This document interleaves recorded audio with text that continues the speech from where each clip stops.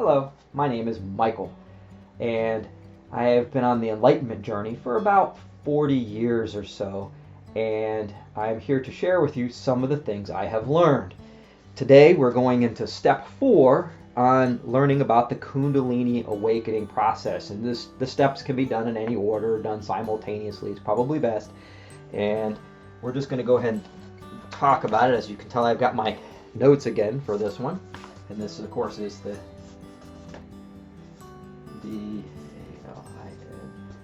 Kundalini Awakening process. That's a G, by the way, and this is step number 4. If you haven't watched the other steps, number 1, 2, and 3, actually I believe there's going to be 7 of these steps. This one, of course, is protect yourself. Protect yourself, right? Important, right? You don't want to, there are some negative aspects. There's another video out there that talks about a lot of positive benefits of Kundalini, and a few of the negative, this steps will protect you. And of those type of things. And we talked about this in the other video, which is the secret smile. This is probably number 1, the biggest thing you can do is do the secret smile. And I'm not going to go into all the steps here again. That was like a 5-10 minute piece, but mostly the secret smile is about running positive energy in your body. And as you run that positive energy and amping your own body up with positive energy, your body knows what to do with it. Your spine knows what to do with it. It automatically balances itself out and will protect you from the negative aspects of doing your Kundalini, because Kundalini works a lot with emotions. And you want positive emotions, because when you start running negative emotions for your Kundalini awakening process, you'll have much more negative side effects, the things that you don't want. So I would suggest protecting yourself mostly with the secret smile. And of course you can do Kundalini without even doing this step. In fact, I did it with a limited protection sometimes and had some limited excitements that went with it. You can experience those if you wish to. Let's go to step 2, grounding or balancing, however you want to call it. G-R-O-U-N-D, grounding. And G, grounding / balancing. Grounding and balancing. Now, I personally like the term balancing versus grounding. Your chakras all have a balance point. And that balance point is different from everybody, and it's different throughout your life. As you work with your Kundalini and working on your different chakras and adding more energy, they will balance at higher levels, or could balance at lower levels, depending on what you're using them for. So, I talked about earth and how you ground and balance with different aspects of your Kundalini, or not your Kundalini, even just your chakras. Let's not worry about Kundalini here at this point, just your regular energy and your chakras. And there's different aspects in the earth and nature that you can balance with. And we're actually going to get to those in a minute. But first, we're going to talk about how to tell if you're out of balance, right? How can you know? The easiest way, if you're out of balance, right? If you're out of balance in any of the chakras or overall, probably the easiest way is to check your emotions. That's simple. If you find your emotions are off the wall in one area that you just doesn't seem right to you, follow your intuition. You're probably out of balance in that emotion. And if you follow which emotion goes with which chakra, you'll easily figure out which chakra is out of alignment, right?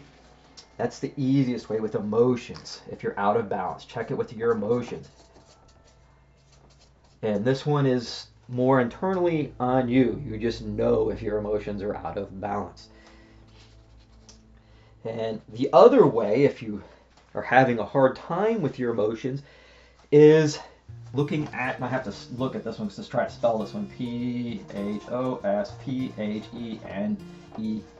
The phosphenes. I don't have too many of these little, lines here. Let's box these off because there's too many little line. Everything's lined out, right? The phosphenes. Now, what is a phosphene?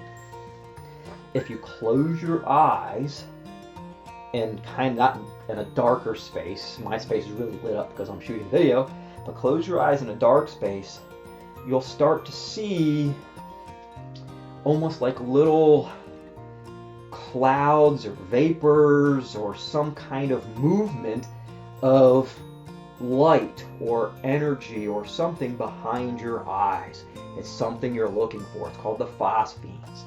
And that actually comes in all the different colors, comes in different patterns of movements and things. It's very subjective to everybody. However, if your chakra energy is off, it will appear in your phosphenes. They'll move differently. The certain colors will continually pop up, or there'll be little pops, right? Now, and another piece about looking at your phosphenes and the different colors, and colors equate to your chakras in your body, right? We went over that into a different video.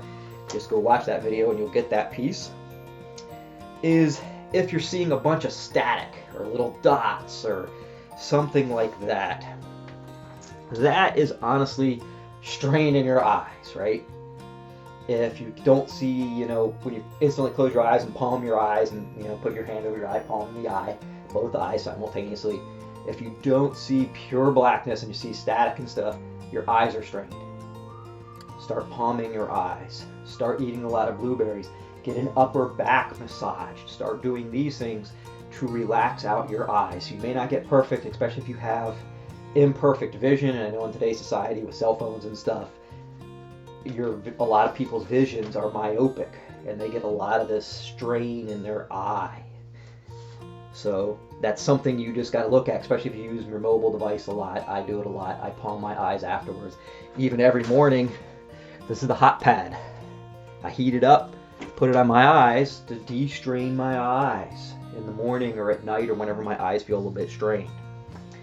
Now we're going to go on to more of the balancing aspects. This is how to check if you're out of balance. Most of the time, your body balances itself. You really don't have to really know it, and then you'll know if you're out of balance. But we're going to go into balancing with the nature elements of different chakras, and there's no harm in balancing yourself if you're not out of balance, or if you don't think you're out of balance, and you go do these things anyway. Your body knows what to do with it, right? I like to talk about, because a lot of your body is controlled, the subconscious, not really subconscious, but the automatic things like your heart and pumping and those kind of things are controlled via your spine, right? So the first one we're going to look at is earth, right? And we all know that earth is associated with your root chakra, the stuff down here below your sex organs and down, right? And these are all fairly self-explanatory because the way they wrote them out, earth and root and stuff, is get dirty, right? Get in the dirt, go lay on the ground, right? And the more natural locations you can get, the better, right? You can go get a potted plant, get some dirt and rub it over your body. You can go to a spa and get into one of those mud baths or whatever, right? Go get dirty. Or you can go out in the woods, in a field, lay down in the dirt. And I say this, you want to get as much connection as you possibly can with whatever element you're trying to get to. Those one in the dirt, guess what you want to do? Take your clothes off, get naked, lay down in the dirt, roll around. Try to imagine the energy connecting into the earth and connecting back into yourself. As it balances you in and out, the energy will move out of you and will move into you. You want to almost absorb it in with every breath and push it out with every breath as you balance into the earth. And the next one, of course, is water. This is also self-explanatory, right? Go get in the ocean. Go swim in a stream. Take lots of baths and showers. Take at least one shower a day, if not 2 or 3. I know there are some yogis out there that take like 4 or 5. Every time they go out and meet somebody, they come back in to take a shower to balance off what they've picked up. Water is really good at things. So I say oceans, streams. And like I said, as much connection as you can. If you like to skinny dip, this is your time to do it. Fire, right? These are all fairly, and this one has a little bit of dangers in it, right? I like, bonfires, regular fires, campfire, whatever, sunbathing, all right? Because you can balance in the sun. The sun is a big, massive fire thing. However, like I say, your solar plexus chakra, which this is connected to, by the way, your water is connected where, guys? Here. Your solar plexus is connected here. So you've got to be careful, right? Your solar plexus can only hold so much. Your body can only transmit so much of this very highly intensive, focused energy. If not, what do you get having to sunbathe too much? You get a sunburn. What happens when you get too close to the fire? Your skin starts to boil off, right? Your skin, your body can only handle so much of this. So be careful with the fire aspect. But yes, if you're next to a campfire and you wish to push energy in and pull energy out of the fire, almost like a little wave front, do that. It will balance your solar plexus area out. It will balance some of the other ones out too, because your whole body is not just dynamically only one little element. Because your solar plates are only your major chakras. Your chakras go all over the place. There's like 128 of them all through your body. We're only talking about the major ones for the awakening process. There is steps beyond the awakening process, which you can see that other videos. Wind. This one, go out and stand on a windy day is the easiest way. And all of these, if you can't get into the nature element, go stand in front of a fan, right? Light a candle. Like I said, take showers. Get some dirt. Just have a potted plant next to you in your room. Right? On a windy day, go stand and let the wind just wash over you, almost like a shower. We just let it blow all the stuff away. Let it, dissipate. Oh, this one's interesting. Void or your magic. This is the main ones, right? Your wind element's connected where? Your throat, by the way. Fire, we know solar plexus, void, magic, that's your third eye, right? We're talking about that one. This one, I like to put void because it is almost like a lack. It's the emptiness. And I found the best way is at nighttime. Just take walks at night. I take a lot of walks at night. I would say at least 4 or 5 nights out of the week, if not more, I go walk around for an hour outside at night. Just letting this open sky just absorb and give me its energy and balance me out every night. Now the moon is definitely in our night sky. However, the moon is an actionable thing. Balancing with the moon is going to cause actions. You want to release and balance, not have action caused upon you. So be careful with the moon, especially girls. You're very connected to the moon. We're all connected, of course, but you have biological functions connected to the moon. So cleansing with the moon is a different concept. Combos, right? I wrote combos on here. You can combine any of this, right? You don't have to just go stand next to a bonfire, right? You can do what? Go get in a sauna, right? Get in a nice hot, dry air, right? Fire and wind. Go stand in a rainstorm. Don't just stand in the wind. Let the rain storm. In fact, major storms, I did this down in St. Thomas when the hurricanes were coming through. I went out and stood outside, played around in the ocean, let those massive storms come in and roll and cleanse me. It was actually a very cleansing thing to be inside of a hurricane, right? You can do, I suggested this to a girl and she got really mad at me, but go lay down in a mud puddle, right? Go get dirty, go do it. Mud, dirt, and water. Excellent, right? Earth and water, lay in the mud, right? A steam room, just like a sauna room, right? What's that? Heat and water. You can do that. An interesting one is a snowstorm. Have you ever been in the calm blanket of a snowstorm? Very different, right? Personally, I love the morning time right after it rains and the very first thing in the morning, and that damp humidity drives up out of a forest floor or something, and you get that little layer of fog and dampness. Oh my gosh, that's like a ultimate moment of balance for me when that happens. Now we got some other ones, right? And this is just combos. There's just a bunch of different things. You can combine any of these guys, right? Pluses and pluses, right? Any, right? Add them all up. You can do whatever combination you think is going to work for you. But some of the other chakras that we didn't get into, because these are the main ones, you have your heart chakra, right? What happens if your heart chakra is out of alignment? Or you think it is out of alignment? Me personally, and you're going to find this crazy, but I love rom-coms. I cried at Titanic, right? I cried at Lord of the Rings, too. I love my little rom-coms, my little teeny bopper, coming-of-age shows. I can say any generation by watching their coming-of-age shows. I can say how they are made, how they're set up. I watch a lot of rom-coms, right? I don't even write that on here. Rom-coms. Just laughing, crying, getting into that emotional heart of humanity, right? Humanity's life. That's where your heart is. And the other one, and this one's a little bit trickier, is your sex organs, right? G-A-N-S. And I didn't really go into the crown one here, and we're not going to go into that one at this point, because that one's higher spiritual stuff. But your sex organs. Yes, having sex doesn't necessarily balance you. And a lot of times it will drain you unless you're with the right person, and you've learned not to, for guys to ejaculate and girls not to receive the other person's downloads, because there's a massive transmission of energy during that act. So until you've learned how to do those things, and you can, I cause seminal retentions and all that kind of stuff for guys and girls, there's terms for you too.